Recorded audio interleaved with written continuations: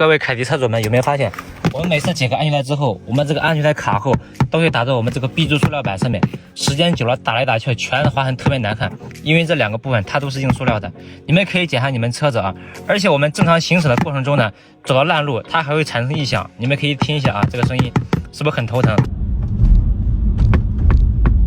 推荐大家加装一个我们凯迪拉克专用硅胶保护套，它是一个软硅胶材质的，非常柔软，把我们这个安全带卡扣边缘处，你看完全的保护起来了。来看一下安装之后的一个效果啊，我们把它系上去之后，解开，你看全部打在这层硅胶上面了，对不对？起到一个非常好的缓冲作用。